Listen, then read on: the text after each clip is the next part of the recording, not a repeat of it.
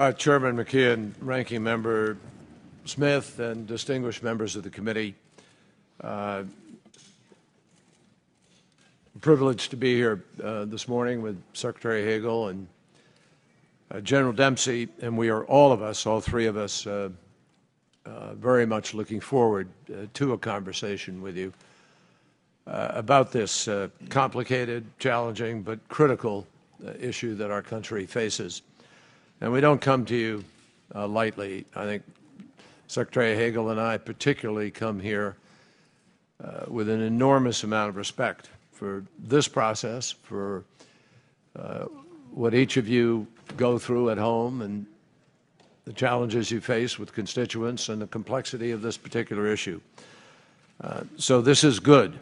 It's good that we're here, and we look forward to the conversation.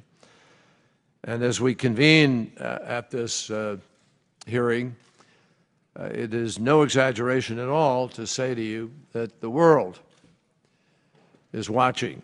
And they're watching not just to see what we decide, they're watching to see how we decide it.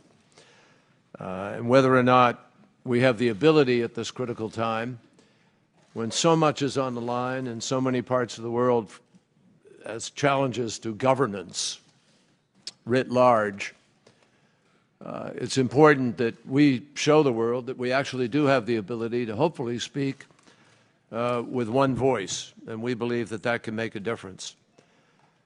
Needless to say, this is one of the most important decisions that any member of Congress makes during the course of their service.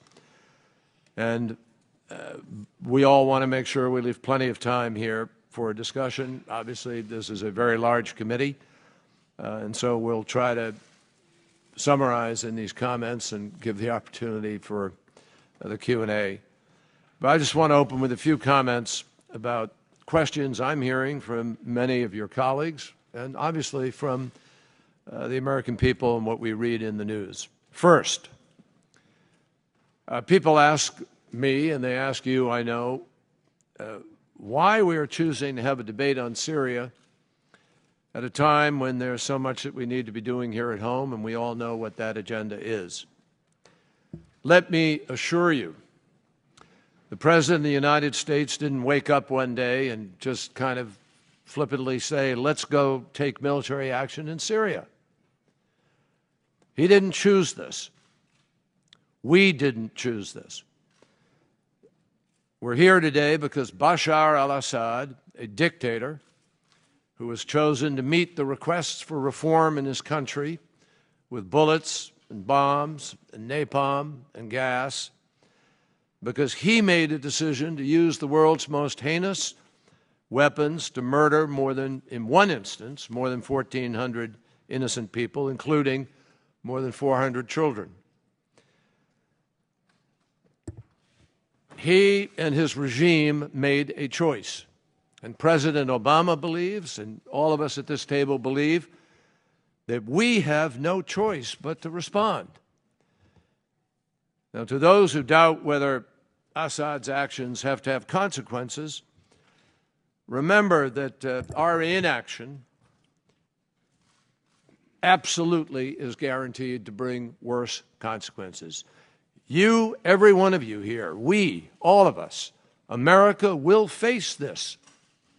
If not today, somewhere down the line, when the permissiveness of not acting now gives Assad license to go do what he wants and threaten Israel, threaten Jordan, threaten Lebanon, create greater instability in a region already racked by instability, where stability is one of the greatest priorities of our foreign policy and of our national security interest. And that brings me to the second question that I've heard lately, which is sort of what's really at stake here? You know, does this really affect us? I met earlier today with Steve Chabot and had a good conversation. I asked him, what are you hearing? I know what you're all hearing. The instant reaction of a lot of Americans anywhere in our country is, whoa, we don't want to go to war again. We don't want to go to Iraq. We don't want to go to Afghanistan. We've seen how those turned out. I get it, and I'll speak to that in a minute. But I want to make it clear at the outset, as each of us at this table want to make it clear, that what Assad has done directly affects America's security. America's security. We have a huge national interest in containing all weapons of mass destruction. And the use of gas is a weapon of mass destruction.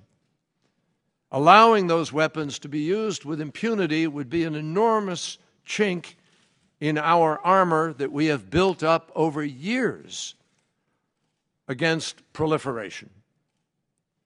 Think about it.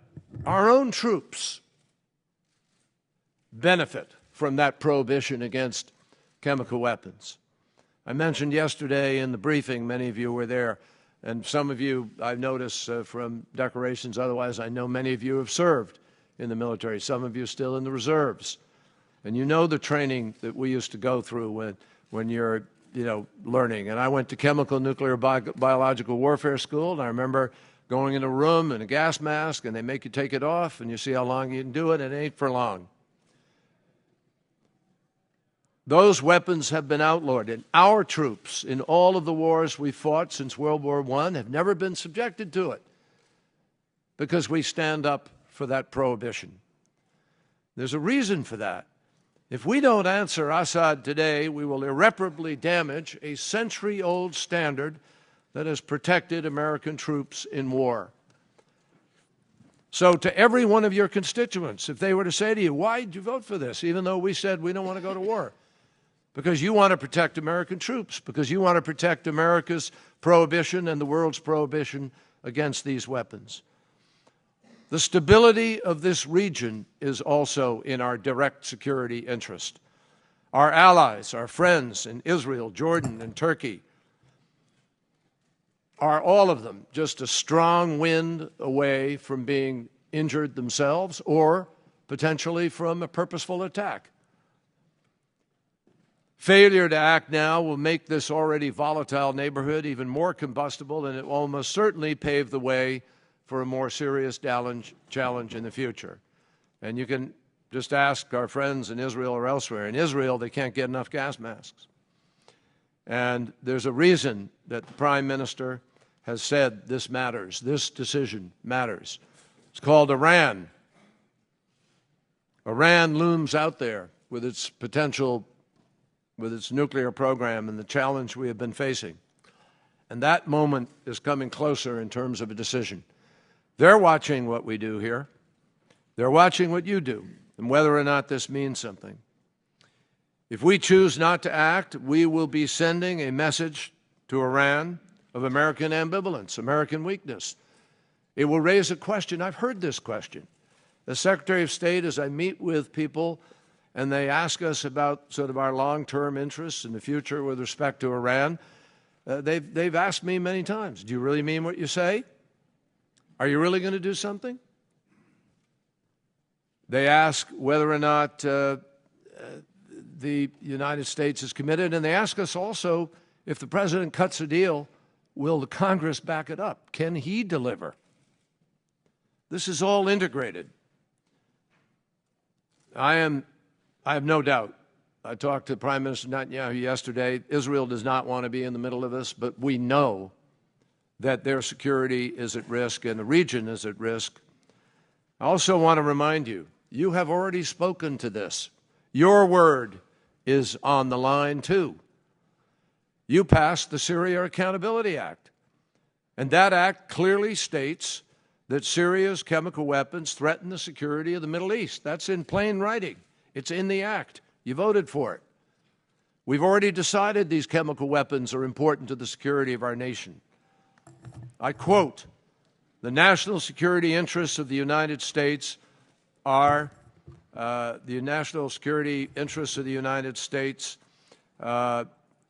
are at risk with the weapons of the chemical weapons of Syria. The fourth question I've been asked a lot of times is why diplomacy isn't changing this dynamic. Isn't there some alternative that could avoid this? And I want to emphasize on behalf of President Obama's first priority throughout this process has been and is diplomacy. Diplomacy is our first resort. And we have brought this issue to the United Nations Security Council on many occasions. We have sent direct messages to Syria, and we've had Syria's allies bring them direct messages. Don't do this. Don't use these weapons. All to date to no avail. In the last 3 years, Russia and China have vetoed 3 Security Council resolutions condemning the regime for inciting violence, or resolutions that simply promote a political solution to the dialogue, to the conflict. Russia has even blocked press releases that do nothing more than express humanitarian concern for what is happening in Syria, or merely condemn the generic use of chemical weapons, not even assigning blame. They have blocked them. We've brought these concerns to the United Nations, making the case to the members of the Security Council that protecting civilians, prohibiting the use of chemical weapons, and promoting peace and security are in our shared interests. And those general statements have been blocked. That is why the President directed me to work with the Russians and the region's players to get a Geneva II peace negotiation underway. And the end to the conflict in Syria, we all emphasize today, is a political solution. None of us are coming to you today asking for a long-term military. I mean, some people think we ought to be, but we don't believe there is any military solution to what is happening in Syria. But make no mistake, no political solution will ever be achievable as long as Assad believes he can just gas his way out of this predicament. And we are, without question, building a coalition of support for this now. 31 countries have signed on to the G20 statement, which is a powerful one, endorsing the United States' efforts to hold Assad accountable for what he is doing. Turkey, Saudi Arabia, Qatar, France, and many others are committed to joining with us in any action. We're now in the double digits with respect to countries that are prepared to actually take action should they be needed, were they capable of it. More than 25, I mentioned, 31 nations signing on to the G12 statement.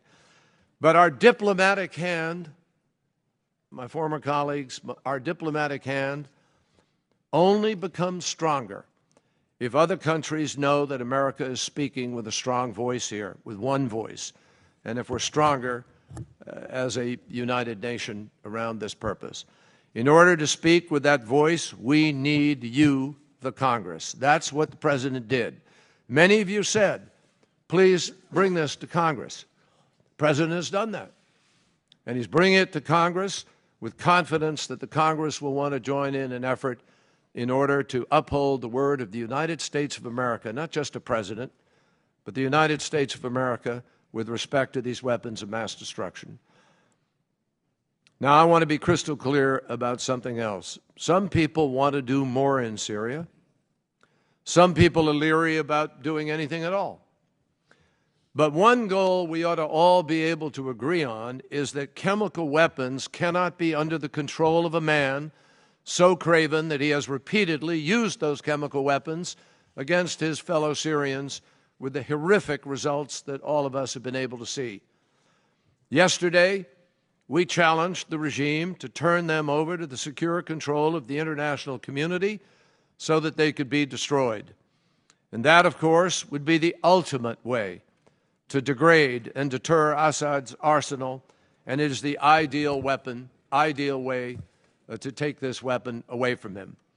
Assad's chief benefactor, the Russians, have responded by saying that they would come up with a proposal to do exactly that, and we have made it clear to them, I have in several conversations with Foreign Minister Lavrov, that this cannot be a process of delay, this cannot be a process of avoidance, that has to be real, has to be measurable, tangible, and it is exceedingly difficult, I want everybody here to know, to fulfill those conditions.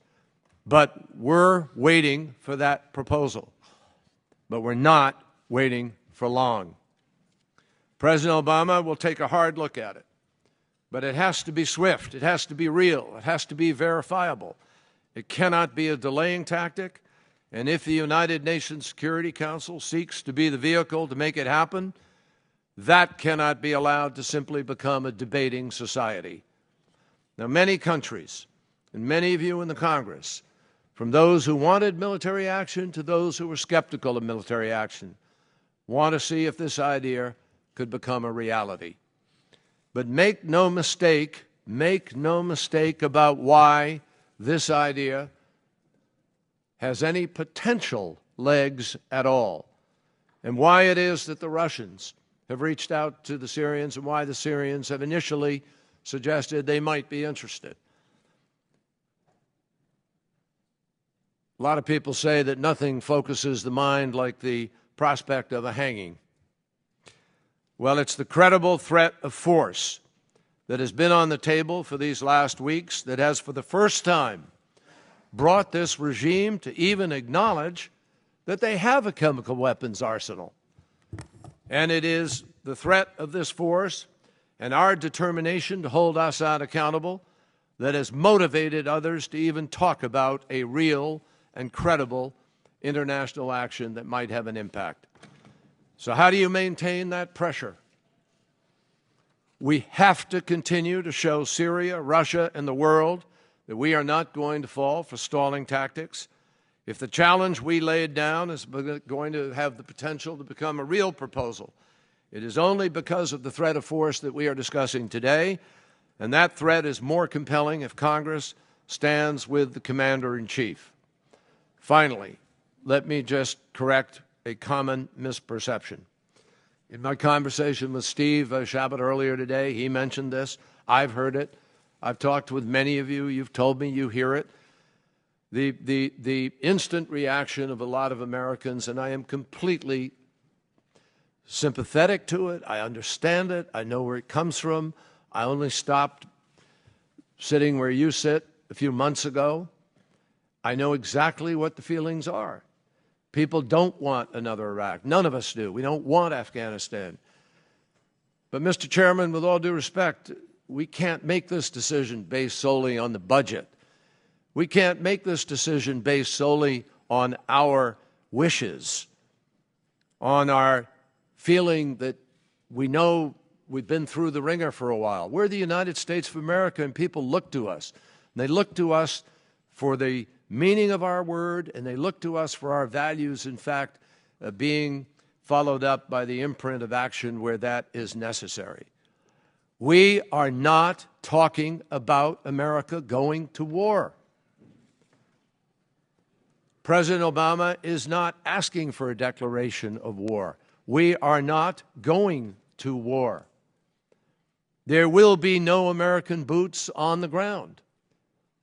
Let me repeat, no American boots will be on the ground. What we're talking about is a targeted, limited, but consequential action that will reinforce the prohibition against chemical weapons. And General Dempsey and Secretary Hagel will tell you how we can achieve that and their confidence in our ability to achieve that. We're talking about an action that will degrade Assad's capacity to use these weapons and to ensure that they do not proliferate. And with this authorization, the President is asking for the power to make sure that the United States of America means what we say. Mr. Chairman, Mr. Ranking Member, and members of this committee, I can say to you with absolute confidence, the risk of not acting is much greater than the risk of acting. If we fail to act, Assad will believe that he has license to gas his own people again, and that license will turn prohibited weapons into tactical weapons. And General Dempsey can tell you about this. It would take in an exception, a purposeful exception that has been enforced since 1925, and make it the rule today. It would undermine our standing, degrade America's security and our credibility, and erode our strength in the world. In a world of terrorists and extremists, we would choose to ignore those risks at our peril. We cannot afford to have chemical weapons transformed into the new convenient weapon, the IED, the car bomb, the weapon of everyday use in this world. Neither our country nor our conscience can bear the costs of inaction, and that's why we've come before you at the instruction of the President to ask you to join us in this effort. Secretary Hagel.